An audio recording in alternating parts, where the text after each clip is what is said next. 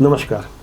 छत्तीसगढ़ सहित मध्य प्रदेश, राजस्थान और तेलंगाना जैसे राज्यों में विधानसभा चुनाव की आचार संहिता 4 अक्टूबर के बाद कभी भी लगाई जा सकती है। छत्तीसगढ़ के राज्य मुख्य निर्वाचन पदाधिकारी ने इस हिसाब से तैयारी शुरू कर दी है। चुनाव के दृष्टिकोण से प्रदेश भर में प्रारंभिक मतदाता सूची का प्रकाशन 2 अगस्त को करने की पूरी तैयारी के बाद अब इस सूची में मतदाताओं के लिए दावा आपत्ति की तारीखें भी सामने आ चुकी है। आने वाली 31 अगस्त को दावा आपत्तियों के बाद बूथों पर विशेष शिविर लगाया जाएगा और 22 सितंबर को दावे आपत्ति के समस्त निराकरण के बाद 4 अक्टूबर को फाइनल वोटर लिस्ट जारी कर दी जाएगी। यदि हम छत्तीसगढ़ की राजनीतिक पृष्ठभूमि की बात करें तो यहाँ जैसे लोकसभा की 11 सीटें, विधानसभा की 90 सीटें हैं, बूथों की संख्या 24,109 है और छत्तीसगढ़ में कुल वोटर 1,96,40,403 है, जिसमें पुरुष वोटर 98,06,906 है, महिला वोटर 98,32,757 है। यहाँ गौर करने वाली बात है कि ये पहला मौका है जब महिला वोटर पुरुष वोटरों से आगे हो चुकी है। इस तरह से छत्तीसगढ़ में 1,94,54,009 वोटर यहाँ भाग्य का फैसला करेंगे, जिसमें थर्ड जेंडर के वोटर भी शामिल हैं। इस तरह से अगर मैं अनुपातों की बात करूं,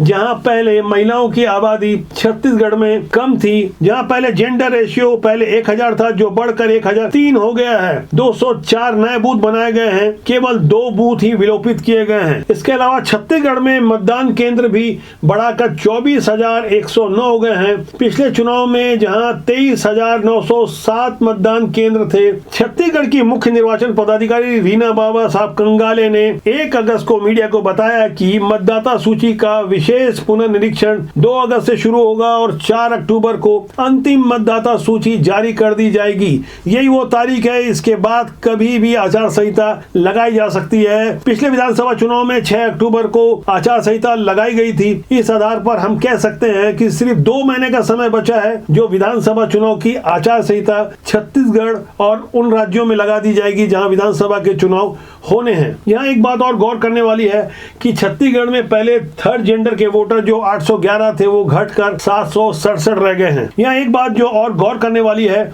कि 31 अगस्त को दावे आपत्तियों के बावजूद 1 अक्टूबर को जिनकी आयु 18 साल की होगी वे भी आगामी चुनाव में वोटर बन सकेंगे। छत्तीसगढ़ में 5 मई को 18-19 साल के युवा मतदाताओं की संख्या 3,09,464 थी। 2 अगस्त की स्थिति में यह बढ़कर 4,25,668 हो चुकी है। जो युवा 1 अक्टूबर को 18 साल होने जा रहे हैं वे भी इस मतदाता सूची में अपना नाम जुड़वाकर वोट दे पाएंगे। इसके लिए voter.ici.gov.in पोर्टल पर और वोटर हेल्पलाइन के माध्यम से आवेदन कर सकते हैं। कुल मिलाकर छत्तीसगढ़ में मतदाता सूची में नए नाम जुड़ने और दावा आपत्तियों के बाद मतदाताओं की संख्या करीब 2 करोड़ के आसपास पहुंच जाएगी और इन्हीं मतदाताओं के हाथ में होगा कि वो साफ सुथरे कैंडिडेट को चुनकर भेजें, ऐसे लोगों को जो छत्तीसगढ़ के साथ समाज और देश का भला कर सके। क्योंकि राजनीति बुरी नहीं होती, राजनीति में काम करने लोग अच्छे या बुरे होते हैं।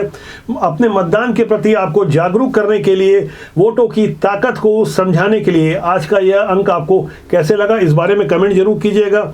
मेरा आपसे आग्रह है कि आप चैनल को देखें, लाइक करें, शेयर करें और सब्सक्राइब करना ना भूलें, जिससे आपका और हमारा साथ ज़्यादा मजबूती से बना रहे।